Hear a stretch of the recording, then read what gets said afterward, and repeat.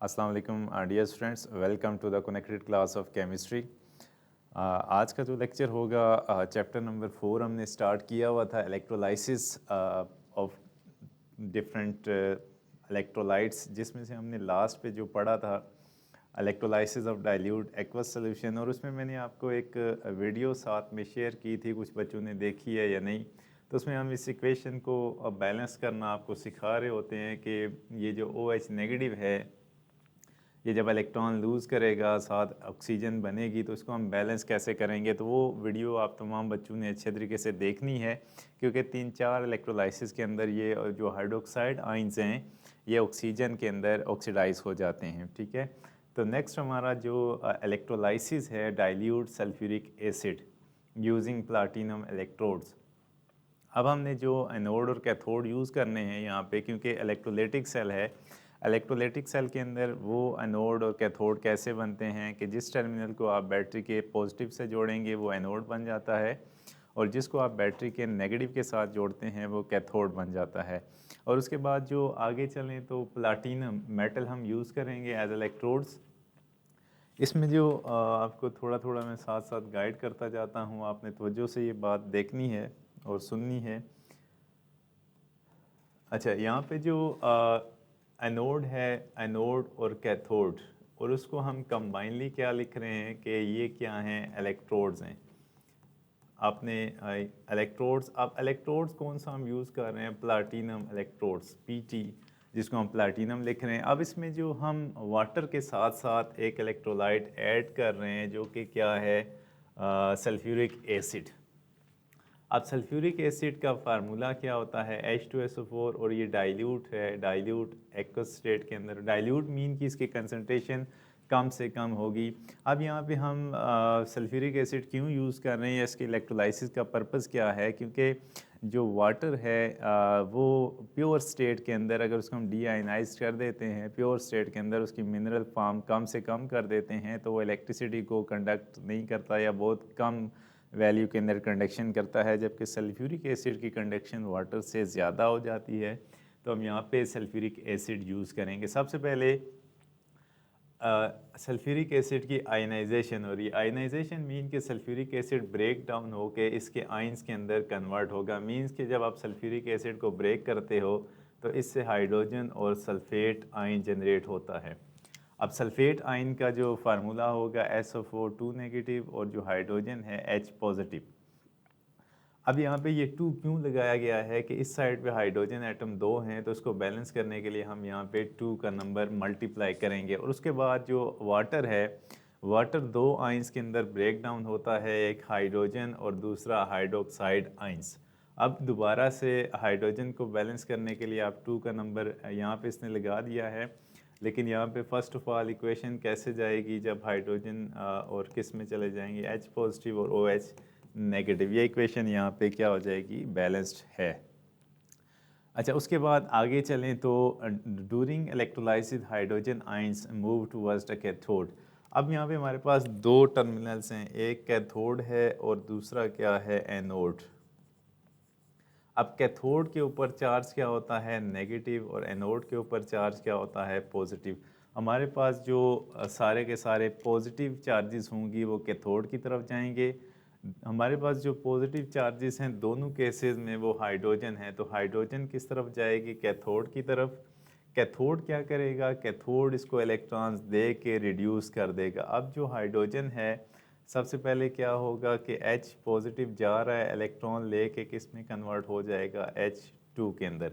अब इसको बैलेंस करने के लिए आपने क्या करना है कि यहाँ पे हाइड्रोजन के साथ आप 2 लगाएंगे और इलेक्ट्रॉन के साथ भी आपने 2 का नंबर मल्टीप्लाई करना है। तो ये इक्वेशन आपकी यहाँ तक बैलेंस्ड हो जाती है। उसके बाद जो नेक्स्ट है नीचे, हाइड्रोक्साइड आयन। हाइड्रोक्साइड आयन के लिए मैंने पूरी वीडियो बनाई है, उसको आपने लाजमी देखना है। ये जो है सबसे पहले इलेक्ट्रॉन लूज़ करता है, ऑक्सीजन में जाता है, फिर हम इसको बैलेंस करने के लिए साथ वाटर मॉलिक्यूल ऐड करते हैं, और लास्ट पे जब आप इस क्वेश्चन को मुकम्मल बैलेंस कर लेंगे तो आपने साथ में क्या ऐड करना है, 2 वाटर मॉलिक्यूल्स, 4 इलेक्ट्रॉन्स, और साथ में ऑक्सीजन। अब यहाँ पे इन इलेक्ट्रॉन्स को और इन इलेक्ट्रॉन्स को बैलेंस करने के लिए आप इस पूरी इक्वेशन को किससे मल्टीप्लाई करेंगे, 2 के साथ, तो ये क्या बन जाएगा, ये इक्वेशन चेंज हो जाएगी इस इक्वेशन के अंदर 4H पॉजिटिव 4 इलेक्ट्रॉन्स और 2H2। अब उसके बाद इसका आपने लास्ट पे क्या लिखना होता है, सेल रिएक्शन। ठीक है, अब तमाम बच्चे मुझे यहाँ पे इसका सेल रिएक्शन लिख के दे दें कि इसका सेल रिएक्शन क्या बनेगा। अगर आप ठीक लिखेंगे तो फिर हम इससे आगे नेक्स्ट इलेक्ट्रोलाइसिस पे जाएंगे, नहीं तो मैं आपको इसका सेल रिएक्शन लिख के बताता हूँ। ठीक है, आपको मेरी आवाज़ आ रही है सबको? ठीक है, आप ये इसका सेल रिएक्शन लिख लेंगे। 2 इक्वेशंस हैं, एक आपने ये इक्वेशन यूज़ करनी है, दूसरी इक्वेशन ये यूज़ करनी है। इसको आपने सम अप करके सेल इक्वेशन आपने,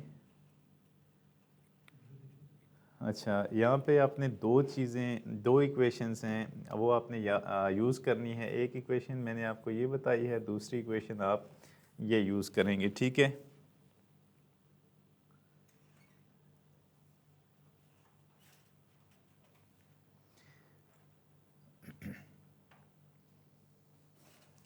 ठीक है।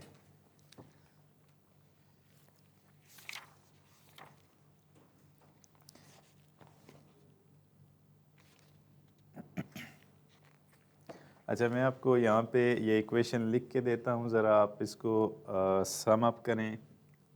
4H positive plus 4 electrons gives us H2। इसके साथ आप 2 लिखेंगे और उसके बाद क्या होगा, जो ऑक्सीडेशन होगी 4OH gives us 2H2O plus 4 electrons plus oxygen. अब यहाँ पे ये electrolysis of dilute sulphuric acid का कैथोड रिएक्शन है और उसके बाद एनोड रिएक्शंस है। इन दोनों को हम क्या कह देते हैं, रिडॉक्स रिएक्शन। अब यहाँ पे आपने एक बात लिखनी होती है, सेल रिएक्शन। वो ज़रा सारे बच्चे कमेंट्स में लिखें कि आपको सेल रिएक्शन लिखना आ गया है या नहीं। इसको सम अप करेंगे।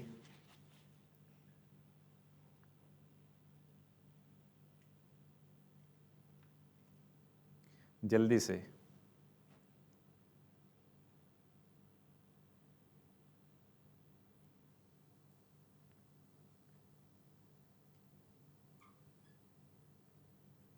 ठीक है, अच्छा अब ये जो मैंने आपको बताया है क्लास के बाद, ठीक है, उसके बाद ये है कि यहाँ पे आपने क्या करना है कि दोनों साइडों पे जो इलेक्ट्रॉन्स हैं उनको आपने बैलेंस करके कैंसिल आउट करना होता है। उसके बाद जो लेफ़्ट हैंड साइड पे जो चीज़ बच रही है 4 हाइड्रोजन प्लस 4 OH नेगेटिव। ठीक है, अब राइट हैंड साइड पे आप क्या लिखेंगे, 2H2 प्लस 2H2O और साथ में आपके पास क्या आ रहा है, ऑक्सीजन। अब यहाँ पे 2 चीज़ें हमारे पास बन रही हैं। जैसे हमने हाइड्रोजन आइंस और हाइड्रोक्साइड आयन को ऑक्सीडाइज और रिड्यूस किया, तो इस इलेक्ट्रोलाइसिस के नतीजे में एक तो हाइड्रोजन गैस हमारे पास आ रही है और दूसरा जो है वो क्या है, ऑक्सीजन गैस ऑब्टेन हो रही है। तो ये ओवरऑल सेल रिएक्शन है जिससे 2 गैसेस, सेल रिएक्शन मीन के इन दोनों को सम अप करके जो टोटल रिएक्शन है जिसमें ऑक्सीडेशन भी होती है और रिडक्शन भी होती है, इसको हम क्या लिखते हैं, half cell reaction. Half cell reaction mean के एक इलेक्ट्रोड के ऊपर रिडक्शन होगी और दूसरे सेल के ऊपर हाफ सेल रिएक्शन जिसमें ऑक्सीडेशन होगी। फिर इन हाफ सेल को मिला के हम क्या करते हैं, ओवरऑल सेल रिएक्शन लिखते हैं जिसमें क्या होता है कि ऑक्सीडेशन और रिडक्शन रिएक्शन कंबाइन होती हैं। ठीक है, अच्छा उसके बाद हम आगे चलते हैं। नेक्स्ट जो इलेक्ट्रोलाइसिस है, electrolysis of copper two sulphate using platinum electrode.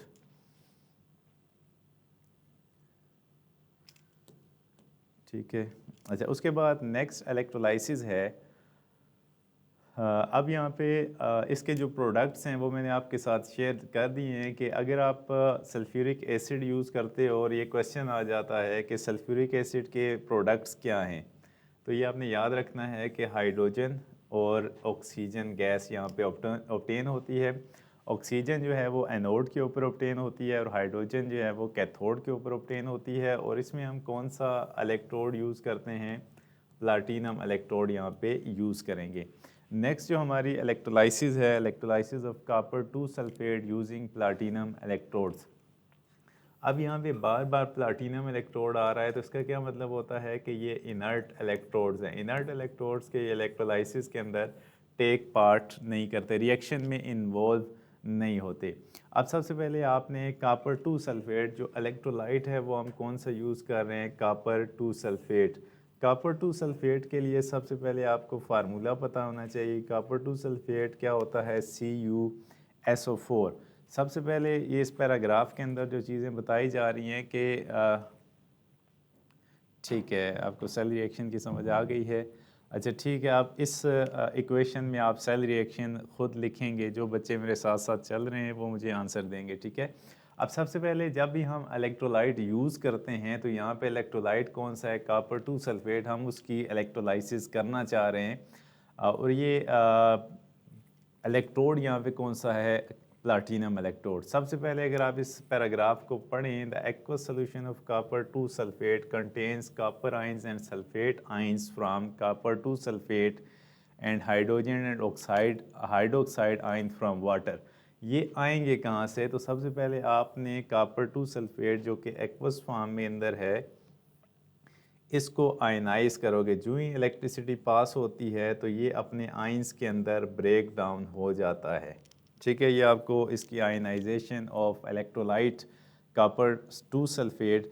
2 यहाँ पे हम क्यों यूज़ कर रहे हैं, रोमन के अंदर जो 2 है ये ऑक्सीडेशन स्टेट है किसका, oxidation state of copper, oxidation state of Cu, मतलब कि ऑक्सीडेशन के ऊपर चार्ज कितना है, +2।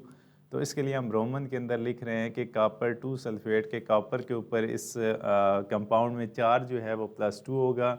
आयनाइजेशन से हमारे पास 2 चार्जेस यहाँ पे ये आ गए। उसके बाद जो वाटर है वो क्या होगा, वाटर ब्रेक डाउन करने के बाद क्या बनाएगा, H पॉजिटिव और OH नेगेटिव। अब इस पूरे टैंक के अंदर जो इलेक्ट्रोलाइटिक सेल है जिसमें हमने प्लाटिनम इलेक्ट्रोड यूज़ किए हुए हैं, उसमें जो चीज़ हम यूज़ कर रहे हैं 4 आइंस हमारे पास आ रहे हैं, copper ions, hydrogen ions, sulphate आइन और हाइड्रोक्साइड आइन।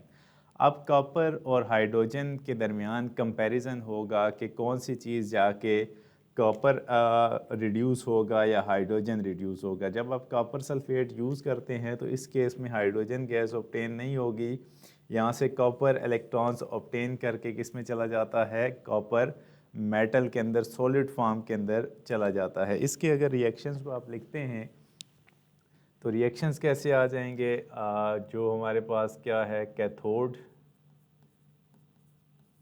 Cathode half reaction. तो इसमें क्या है कि कॉपर जो है, कॉपर 2 है, तो ये क्या करता है, 2 इलेक्ट्रॉन गेन करने के बाद कॉपर मेटल के अंदर, सॉलिड कॉपर के अंदर डिपॉजिट हो जाता है। उसके बाद अगर आप दूसरा लिखते हैं एनोड हाफ रिएक्शन। अब इस केस में दो कंपैरिजन होगा बिटवीन हाइड्रोक्साइड और सल्फेट आयन के अंदर। तो सल्फेट आयन मोर स्टेबल होता है as compared to hydroxide ion. तो हाइड्रोक्साइड आयन क्या करेगा, ऑक्सीडाइज होगा। ऑक्सीडाइज किस में होगा, सबसे पहले ये ऑक्सीजन गैस के अंदर ऑक्सीडाइज होगा, साथ में इलेक्ट्रॉन रिलीज़ करेगा। इनको बैलेंस करने के लिए साथ हम वाटर मॉलिक्यूल्स ऐड करेंगे, ठीक है। अब इसको दोबारा बैलेंस जब आप करोगे तो यहाँ पे क्या आएगा, 4 2 वाटर मॉलिक्यूल्स 4 इलेक्ट्रॉन्स, ठीक है। अब आपने क्या करना है कि इन इलेक्ट्रॉन्स को बैलेंस करने के लिए इस इक्वेशन को आप क्या करेंगे, 2 के साथ मल्टीप्लाई करेंगे पूरी इक्वेशन को। अब जो कैथोड हाफ रिएक्शन है वो कन्वर्ट हो जाएगी कैथोड हाफ रिएक्शन। ये क्यों मल्टीप्लाई कर रहे हैं, क्योंकि हमने इलेक्ट्रॉन्स को बैलेंस करना है, वो चेंज हो जाएगी। तो क्या होगा, 2Cu positive plus 4 electrons gives us 2Cu solid form के अंदर। अब ज़रा आपने इन दो इक्वेशंस को सम अप करना है और यहाँ पे आप क्या लिखेंगे, इसके नीचे ये क्या आ जाएगा, सेल रिएक्शन। अब सारे बच्चे जिनको अंडरस्टैंडिंग हो गई है, इन दो इक्वेशन से आप ओवरऑल सेल रिएक्शन लिखें, ज़रा कैसे लिखेंगे। ठीक है नूरे सैर, आपने एक सेल रिएक्शन लिखा है, शाबाश। ज़रा मैं मैच करें मेरे साथ साथ। मैं यहाँ पे एक लिख रहा हूँ 4OH negative plus 2Cu 2 positive, 4 cancel हो जाएंगे।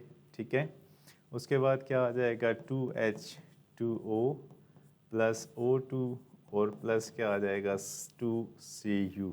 ठीक है, तो यहाँ पे 4OH नेगेटिव, ठीक है, 2Cu 2 पॉजिटिव, 2Cu और 2H2O 2O2। ठीक है, तो काफ़ी सारे बच्चों ने जो आंसर दिया है वो बिल्कुल ठीक है।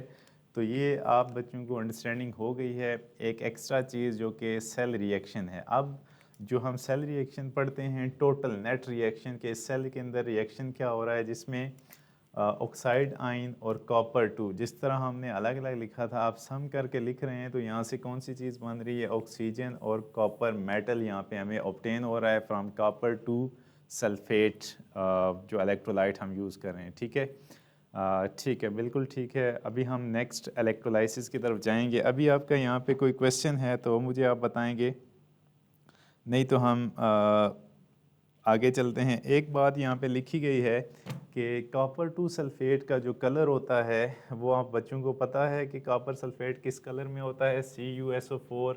इसका कलर क्या होता है,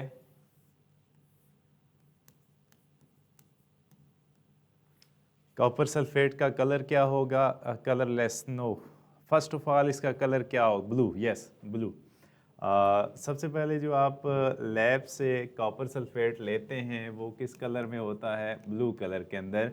जब ये रिएक्शन स्टार्ट होगा, कॉपर सल्फेट ब्रेक डाउन होगा, तो ब्लू से ये किस में चला जाएगा, फेड होना शुरू हो जाएगा, और आखिरकार ये किस में चला जाएगा, कलरलेस के अंदर कन्वर्ट हो जाएगा। ठीक है, तो यहाँ पे हम क्या लिखेंगे, ये क्या हो जाएगा, कलर लेस हो जाएगा। आहिस्ता आहिस्ता मतलब कि वो रिएक्शन में इन्वॉल्व होना शुरू हो जाएगा, उसका कलर उड़ेगा और फिर किस में कन्वर्ट हो जाएगा, कलर लेस होना शुरू हो जाएगा। तो कॉपर सल्फेट ऑब्जेक्टिव में भी आ सकता है कि भाई कॉपर सल्फेट का कलर क्या है, क्या ये इलेक्ट्रोलाइसिस में जो हम कॉपर 2 सल्फेट के इलेक्ट्रोलाइसिस करेंगे तो क्या इसका कलर ब्लू ही रहेगा या कलर डिसअपीयर हो सकता है। तो ये आपको अंडरस्टैंडिंग होनी चाहिए। ठीक है, यहाँ तक आपका कोई क्वेश्चन है तो वो मुझे आप बताएंगे, नहीं तो हमारा नेक्स्ट जो क्वेश्चन है, electrolysis of copper 2 sulphate using copper electrodes. ठीक है, अच्छा नेक्स्ट जो हमारा इलेक्ट्रोलाइसिस का पोर्शन है, उसमें हमने थोड़ी सी आपने डिफ्रेंशिएशन देखनी है। अभी जो हमने एक सेल में यूज़ करता हूँ,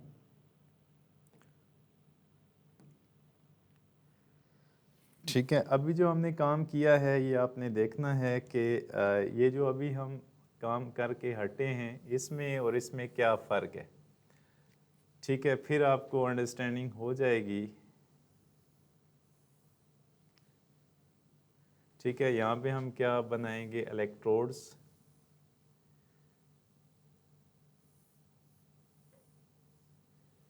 अगर आप इलेक्ट्रोड चेंज करते हैं तो क्या फ़र्क पड़ता है, ये भी आपको पता चल जाएगा। अच्छा, उसके बाद क्या है कि यहाँ पे आप बैटरी यूज़ करेंगे।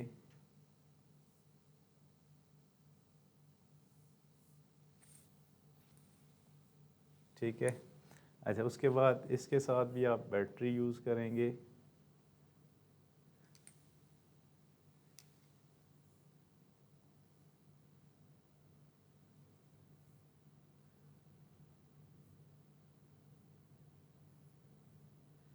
ठीक है, अच्छा यहाँ पे जो अभी हमने काम किया है वो क्या था, उसको अगर आप देखें तो यहाँ पे हमने जो इलेक्ट्रोड यूज़ किए हैं वो प्लाटिनम एनोड था, और उसी के साथ हमने क्या यूज़ किया, प्लाटिनम कैथोड। और ये एनोड और कैथोड कैसे बने कि एक साइड पे हम बैटरी का पॉजिटिव और दूसरी साइड पे नेगेटिव रखेंगे। और हमने जो यहाँ पे इलेक्ट्रोलाइट यूज़ किया वो क्या था, copper 2 sulphate, Cu2 SO4, copper 2 sulphate हमने यूज़ किया।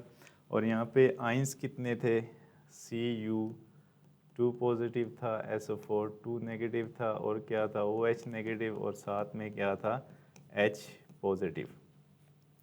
अब यहाँ पे हमारे पास जो ऑब्टेन क्या क्या हुआ था कि जो हमारा एनोड था वहाँ पे ऑक्सीजन गैस हमें मिली थी, O2 गैस, और जो कैथोड था वहाँ पे हमारे पास क्या जनरेट हुआ था, कॉपर Cu। ठीक है। अब अगर हम यहाँ पे क्या यूज़ कर रहे हैं, थोड़ा सा इसमें डिफरेंस क्या होगा कि यहाँ पे हम जो यूज़ कर रहे हैं, कॉपर का इलेक्ट्रोड यूज़ करेंगे, कॉपर का एनोड होगा और कॉपर का ही कैथोड होगा। ठीक है। इसको हम क्या कर देंगे, पॉजिटिव नेगेटिव, और यहाँ पे आप जो इलेक्ट्रोलाइट यूज़ करोगे वो भी कॉपर 2 सल्फेट होगा। ठीक है। अब यहाँ पे आप क्या यूज़ करेंगे, Cu2SO4। अब यहाँ पे आइंस कितने हो सकते हैं, कॉपर है 2 पॉजिटिव, SO4 2 नेगेटिव है, H पॉजिटिव है, और OH नेगेटिव है। अब इसमें और उसमें डिफरेंस क्या होगा कि हमारे पास जो, अगर आप बुक के ऊपर डायग्राम बनी हुई है तो उसको अगर आप देखते हैं तो कुछ देर के बाद जब इलेक्ट्रोलाइसिस स्टार्ट होगी तो जो कॉपर है एनोड की साइड पे, ठीक है, अगर आप बुक पे देखते हैं तो पेज नंबर है हमारे पास 52, और जो कॉपर है एनोड वहाँ से ये चीज़ ऐसे, जो कॉपर एनोड है वो इलेक्ट्रॉन्स रिलीज़ करना शुरू करेगा। कुछ देर के बाद इसका सरफेस घिसना शुरू हो जाएगा और ये आहिस्ता आहिस्ता जैसे ख़त्म होता जाएगा। ठीक है। और ये किस तरफ डिपॉजिट होना शुरू हो जाएगा, यहाँ पे ये प्लेट इंक्रीज़ होना शुरू हो जाएगी। ठीक है। ये होगा कैसे, इसमें एक ही रिएक्शन होगा, एनोड के ऊपर क्या रिएक्शन होगा, इसको फिर हम बुक की तरफ जाते हैं कि एनोड से जो कॉपर था वो इलेक्ट्रॉन क्या करेगा, लूज़ करने के बाद किस में चला जाएगा, Cu2 पॉजिटिव प्लस 2 इलेक्ट्रॉन ये लूज़ करेगा।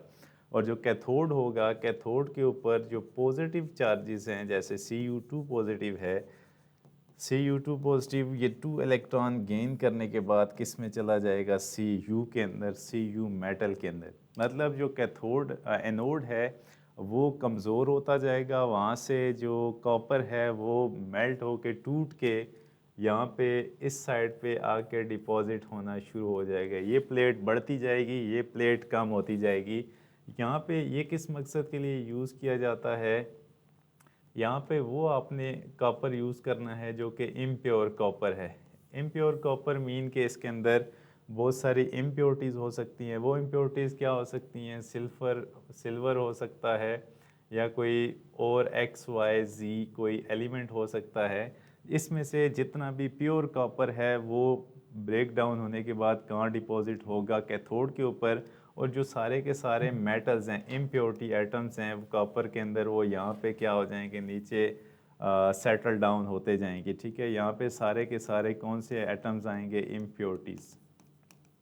ठीक है। जैसे मैंने सिल्वर का आपको बताया, अगर कॉपर के अंदर सिल्वर मिक्स हुआ हुआ है तो प्योर कॉपर अलग होता जाएगा, वो कैथोड के ऊपर चढ़ना शुरू हो जाएगा, और जो इसके अंदर इम्प्योरिटीज़ हैं वो टूट के नीचे सेटल डाउन होना शुरू हो जाएंगी। और इसमें बाकी कोई भी आइंस जो है वो कैथोड या एनोड की तरफ नहीं जाएगा, सिर्फ कॉपर ब्रेक डाउन होगा, इलेक्ट्रॉन रिलीज़ करेगा, आइंस जनरेट करेगा, और वो आइंस जाके कैथोड के ऊपर अटैच होना शुरू हो जाएंगे। ठीक है।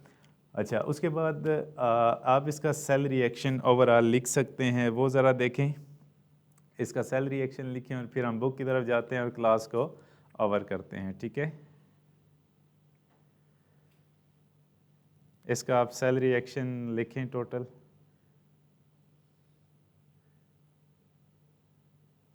मैं आपको क्वेश्चंस भी बताऊं, जैसे मैंने अभी आपको बताया कि आप how can you pure the given impure copper. ठीक है। या फिर इसको हम ऐसे लिखते हैं, एक तो क्वेश्चन ये हो सकता है कि आप किसी कॉपर को जो कि इम्प्योर है उसको आप प्योर कैसे करेंगे, थ्रू दिस इलेक्ट्रोलाइसिस। इससे हम एक कॉपर प्रिपेयर करते हैं जिसको हम क्या कहते हैं, ब्लिस्टर कॉपर। ब्लिस्टर कॉपर क्या होता है, जो कि 99.9% प्योर होता है। अगर मैं ये क्वेश्चन दे देता हूँ कि how can you prepare blister copper, तो ये 99.9% प्योर है, जो कि इस इलेक्ट्रोलाइसिस से हम तैयार करते हैं। जितनी भी उसकी इम्प्योरिटीज़ होती हैं वो यहाँ से अलग हो जाती हैं और यहाँ प्योरीफाई कर लेते हैं। ठीक है, अगर ये हो सकता है कि what is the difference between the electrolysis of copper 2 sulfate using platinum electrode using copper electrodes। platinum electrode use करोगे तो कौन से प्रोडक्ट्स आएंगे? अगर आप इलेक्ट्रोड्स चेंज करते हो जैसे कॉपर इलेक्ट्रोड्स हैं तो प्रोडक्ट्स पे क्या इफेक्ट आएगा? तो इस तरह के बहुत सारे क्वेश्चन हैं कि या तो आप ये बता सकते हैं कि write down the reactions anode and cathode reaction in case of electrolysis of copper 2 sulphate using copper electrodes, या फिर using platinum electrodes. Electrodes change करते हो तो प्रोडक्ट पे टोटली चेंज आता है। ठीक है, जैसे उस केस में कॉपर और ऑक्सीजन बन रहा था, इस केस में क्या बन रहा है, हमारे पास कॉपर एक साइड से ब्रेक डाउन हो रहा है और दूसरी साइड पे कॉपर डिपॉजिट हो रहा है। ठीक है, तो यहाँ तक हमारा आज का लेक्चर था जिसमें हमने इलेक्ट्रोलाइसिस को आज डिस्कस किया। ठीक है, अगर आपका यहाँ पे कोई क्वेश्चन है तो मुझे आप बता सकते हैं, नहीं तो हम क्लास को ओवर करेंगे। ठीक है,